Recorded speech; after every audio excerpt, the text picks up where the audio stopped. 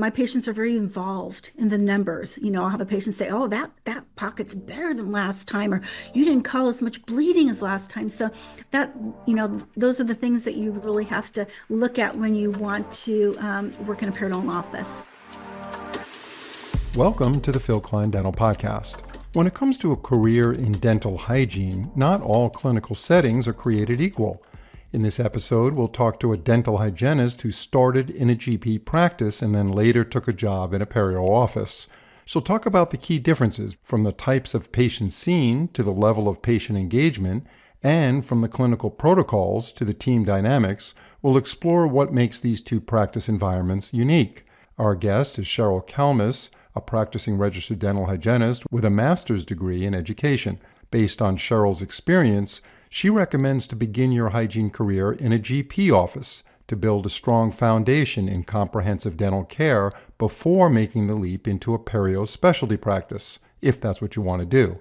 And according to our guest, if you're currently working in a GP office, there's certainly no reason not to up the ante.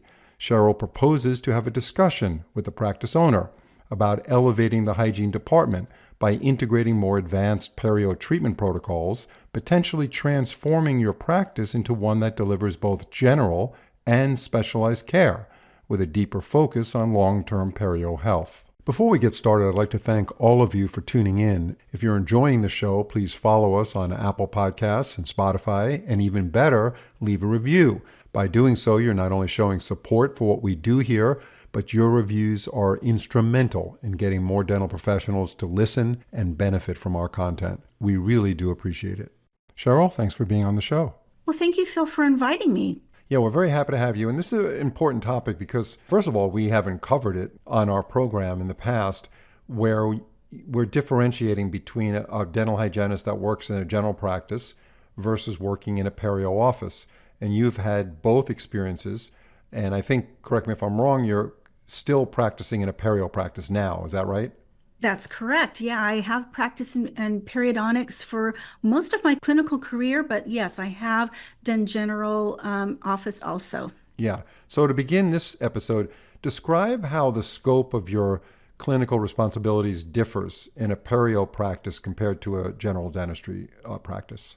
Obviously, our office is focused on periodontics as opposed to restorative and cosmetic, because when you work in a general, depending on what kind of procedures that the office is providing. Nowadays, a lot of general offices provide a plethora of different kind of dental procedures. You might offer orthodontic treatment, you might offer whitening treatment, you might be, doing your own endodontics in addition to general dentistry. So in my office, it's strictly periodontics. That's pretty much what we're focused on. We also do implants and, of course, periodontal surgery.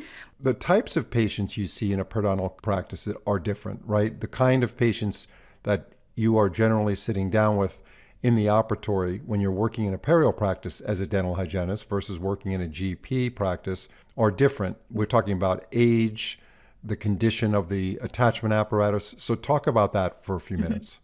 Right. So, age, yes. Most of my patients, well, I would say all my patients are adults. The median age range, I would say, would be, 50s.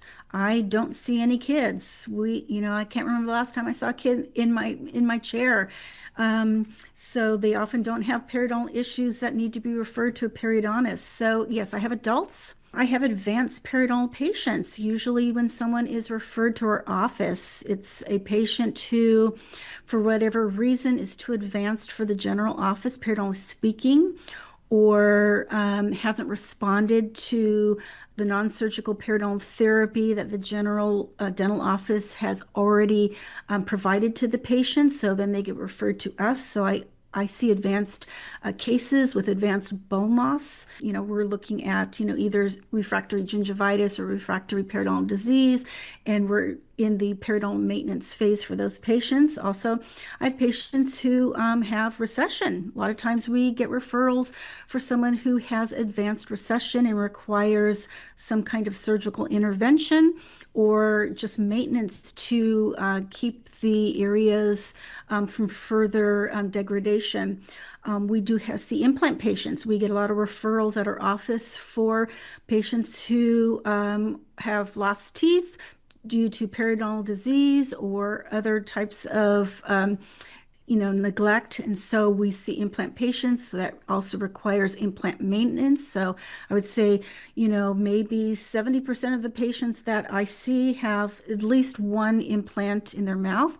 Also, high fear patients. A lot of times, patients who have high fear will delay treatment, and then they all of a sudden they get to a point where they can't ignore the dental problems, so they go to the general dentist first. And so, if that patient has neglected themselves to such a degree that they're no longer a good candidate to be treated by the general dentist, and they get referred to the periodontist for periodontal treatment, Do those are you the do types you of do you patients I'm find seeing. it challenging from the aspect of the patient feeling a little bit discouraged, demoralized because they went to a general dentist, they had their treatment there, and those 3 millimeter pockets turned into four, or they went in there with 5 millimeter pockets trying to get it down to three, but it's now it's seven on six, and just things didn't go in the right direction.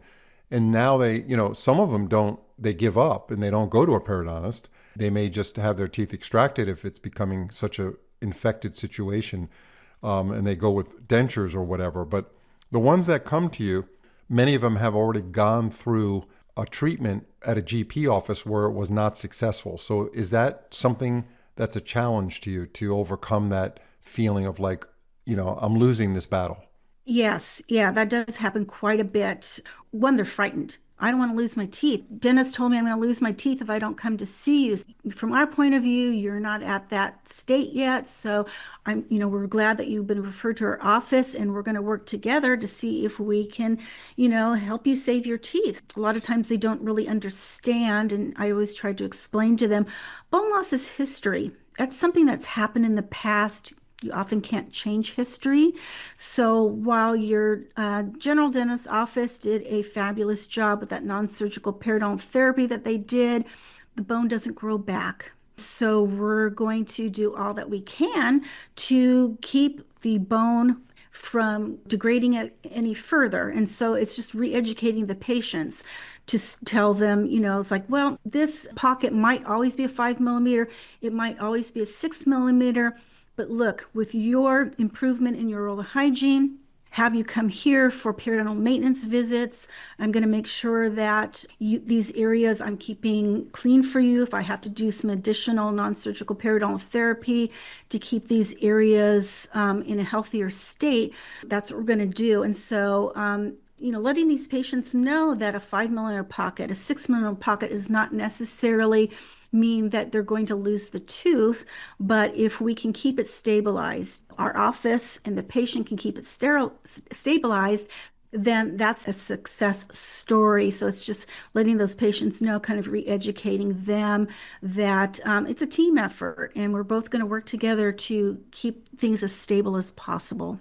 We'll be getting right back to our guest in a second, but first, when it comes to the final step in indirect restorations, cementation is crucial. That's why thousands of top clinicians rely on Theracem by Bisco. This dual-cured calcium and fluoride-releasing self-adhesive resin cement is ideal for luting crowns, bridges, inlays, and onlays, with no need for a primer. Theracem forms a strong bond directly to zirconia and most dental substrates. Its easy cleanup, convenient delivery system, high radiopacity, and continuous calcium and fluoride release make Theracem a top choice among dental cements. For cases where you choose to apply an adhesive separately, Duolink Universal Adhesive Resin Cement is the perfect solution. Compatible with all dental materials, it works seamlessly with Bisco adhesives, such as Z Prime Plus and Porcelain Primer, ensuring optimal strength and adhesion. It's time to get the most out of your indirect restorations with Bisco's advanced dental cements. To learn more, visit bisco.com. When a dental hygienist finishes their training and they graduate dental hygiene school, they can go straight into a perio office, or is it typical for that hygienist to work in a GP practice for a while and then move into a perio practice? That's a great question. I would say, and I'm thinking back to my experience, my job right after dental hygiene school was in a general office. And I was very lucky. I worked alongside a seasoned dental hygienist. I would say that I knew a lot, but I didn't really know as much as I thought I did. And so I was very lucky. This first office, he actually brought in a dental hygiene consultant, and usually that's a big no-no. Oh, a consultant, they're going to come in and ruin things. But this was actually an excellent company. It was taught by dental hygienists, and they came in and they really whipped us into shape. Like I said, I was with a seasoned hygienist, and they even taught her stuff that she didn't know about non-surgical periodontal therapy. So that's when I really ramped up my knowledge, what it is to treatment plan a periodontal patient, how to hone those skills. They worked over skills with us. And I remember specifically, they actually worked on empathy, how to be empathetic with patients, how to speak to a patient, because here in this particular office, it was pretty much a prophy mill. Everybody got a prophylaxis treatment, and periodontal pockets, periodontal charting wasn't done. And so patients were being undiagnosed as far as their periodontal condition. Both myself and that hygienist were new to the practice. And so we were new faces to these patients. And so patients would say to us, well, nobody ever told me this before.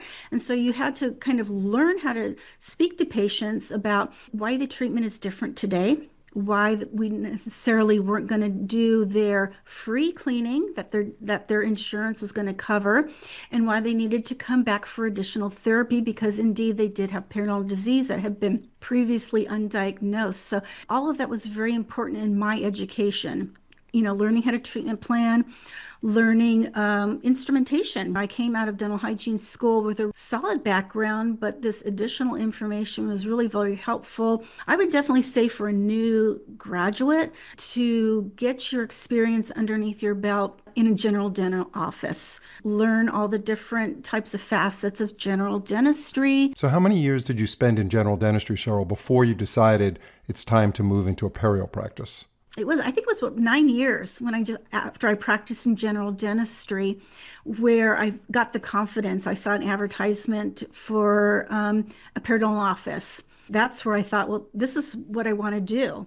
Right. I want to work in periodontics. And it took me, I think, about 9 years to really see this advertisement and say, you know what, I feel confident enough, I feel comfortable enough to go and apply for this job, and I got it. So I would say, learn the ropes first before you jump into periodontics. Yeah, and now those 9 years, did you work at the same general practice or did you move from one practice to another? I worked in the same one for all those 9 years. Yeah, I worked four Well, days a week, and we that must have been a tough conversation you had with the dental practice owner uh, it when you was. said, "It's time for me to hit the road, doctor." Yeah, it's time for me to go on to different pastures. It was a difficult one. Yeah, he was really heartbroken, but I found Let's talk about the workday structure in a perio practice. So, for some of our listeners who are working in a GP practice now and they're thinking about going to a periodontal office, so how does it compare to the GP practice, your workday, as far as the structure of appointments? Because just off the top of my head, it seems to me there's a lot more going on in a general dental practice. There's more interruptions. The appointments may be a little bit shorter. Whereas in a perio practice, you're fully dedicated to the treatment of the periodontal attachment apparatus, and there's not a lot of outside distractions, and maybe the appointments are a little bit longer. Tell us about that. Yeah, that's absolutely, you pretty much got it in a nutshell. So when I worked in general practice, have to take checkup x-rays, periodic bite wings, full mouth series of x-rays. And again, you're looking at what other restorative needs, what other cosmetic needs the patient needs. But in periodontics, yes, it's pretty much that's what you're doing. Every single time I do a periodontal charting because that's what we're looking at. Is there any changes? So that is an absolute must. We're in a general office.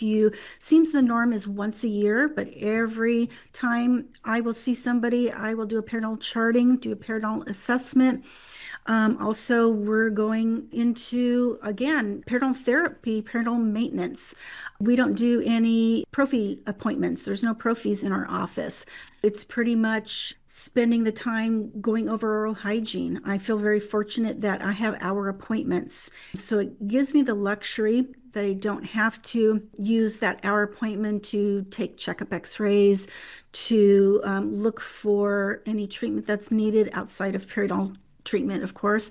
Spend the time with the patient going over the present day periodontal condition, comparing it to what we had at previous appointments, really going over oral hygiene. That's an important part of my appointment, just making sure that if the oral hygiene is, not up to par, that I really educate the patients, whether it's a 3-month recall, a 6-month recall.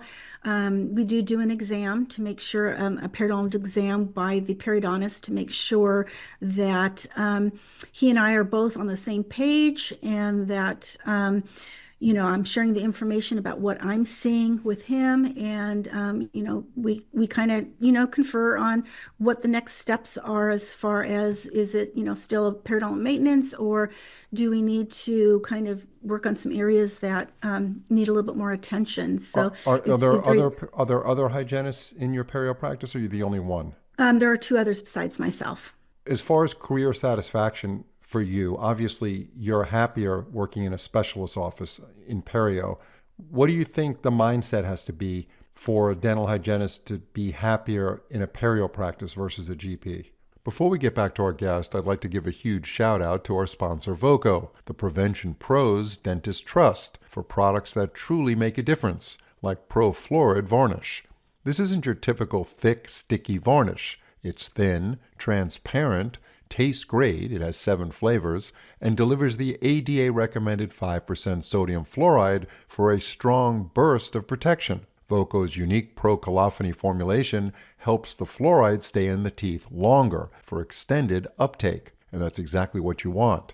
And then there's Admira Protect, Voco's light-cured nanofill desensitizer that keeps patients sensitivity free for up to 2 years. It's a great practice builder, and yes, CDT code 9911 makes billing simple. If prevention matters in your practice, join the thousands of dental offices that depend on Voco. Visit voco.dental. You have to go in knowing that you're not going to see a diverse population. You're not going to have the little kids. You're not going to have the adolescents. You're going to be seeing older patients, a lot of elderly patients. They're going to be in an advanced stage of periodontal disease. We're going to be seeing a lot of bone loss, a lot of bleeding when we do our routine periodontal maintenance appointments. So you have to be in that mindset that it's going to be a little bit more of a challenging day. Every patient that you see is going to have some sort of little challenge, whether they build up a lot of supragingival calculus,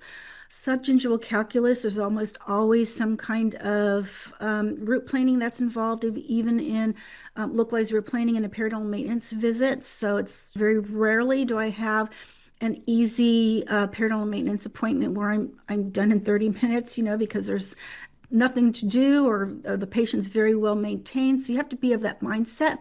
But also you have to look at it as, you're really helping these people. And after a while, you get to really know them, because a lot of my patients are on a more frequent recall. A lot of my patients I see every 3 months as opposed to every 6 months.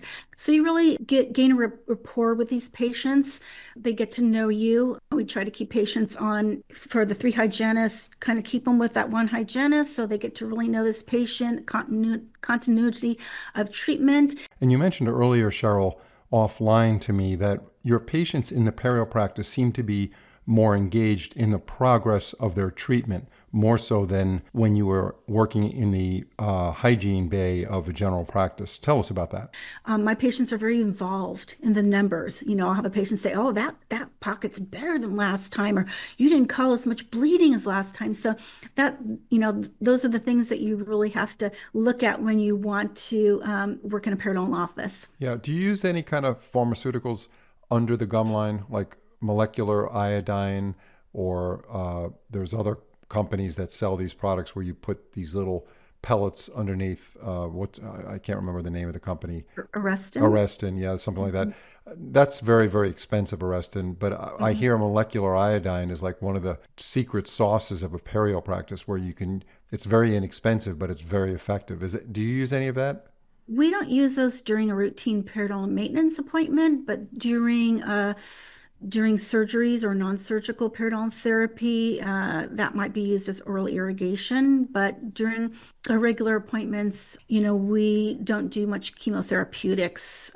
We mostly rely on water flossing and going over proper oral home care, and we find that to be most effective. What about lasers? Yes, we do use lasers. I have been laser certified since 2006. Do you use a CO2 laser in your practice? I do not personally because I'm licensed in California, and so we are able to use a diode laser. So a CO2, an ND-YAG, for example, that those are more surgical lasers, and those are for dental licensed dentists only to be able to use. In what state do you practice in? I'm in California. Oh, you're in California. Okay, Yes, okay. yeah. And so they don't allow dental hygienists to use a CO2 laser? Correct. Yeah, diode only for dental hygienists. Interesting. And I think that's in most states. I am not aware of any states that allow a dental hygienist to use anything other than a diode laser. Yeah, it's interesting because a diode laser, I believe, puts out a lot more heat than a CO2 laser. A CO2 laser is only takes it up to about 100 degrees Fahrenheit at the tissue level, whereas a diode could go much higher. At the levels we are using it at, the heat is not generated to that extent for what we usually use it for lower levels for laser bacterial reduction. So the heat emitted is not at those levels. Right. So you're using a laser for disinfection of the Correct. pocket disinfection. And when is that used? At what stage of the treatment? Usually during the non-surgical periodontal therapy or during a maintenance appointment. If you have a patient where, there's a periodontal pocket and it's just looking like it needs a little bit more of an intervention, then that would be a great application to do some laser bacterial reduction. But typically it's done during the non-surgical periodontal therapy or the surgical phase on the dental side. Yeah, and in the general practice part of it, do you see hygienists using lasers at all? I do see that it's actually becoming more common for dental hygienists to be using the diode laser for laser bacterial reduction in the general practices. Absolutely. So if you were to talk to a hygienist and they weren't sure whether they're getting the career satisfaction out of being a hygienist in a general practice, and maybe they're doing mostly prophies day after day after day, and they're doing some light scaling and root planing using an ultrasonic and whatever, what would you say to that hygienist as far as advising them about the potential or opportunities of working in a perio practice? If you are tired of just doing prophies and you want to a little bit be a little bit more proactive and you want maybe a more challenging day, you like doing root planing, you like, taking those x-rays and seeing that calculus on the x-ray and you're like, I'm itching to get at that, then absolutely go ahead and don't be afraid to apply at a periodontal office. And if, and give it a try, see if you like it. Like I said, for me, that's where I feel most at home practicing. What's the market look like as we wrap up this episode? What does it look like as far as the opportunity to get a job in a perio practice? There are obviously way few periodontists than there are general dentists out there. That's going to be a little bit more challenging to get into a periodontal office. Most of the advertisements that I see in my area are for general dentistry. But again, if periodontics is something that appeals to you, going into a general office, and if they don't have a periodontal program, learn how to create one or ask the dentist, hey, there's some missed opportunities here to provide a more comprehensive periodontal treatment for our patients. Let's see what we can do to kind of pump up our periodontal diagnosis for our patients. And that would be a great way to find out if this is something that would work for you as a dental hygienist, just working on the periodontal program in your general dentistry office. Yeah, no, very good advice. That makes a lot of sense. Cheryl, thank you very much for your time. Have a great evening, and we appreciate your feedback. Well, thank you for having me, Phil. It's a pleasure to speak with you on this topic.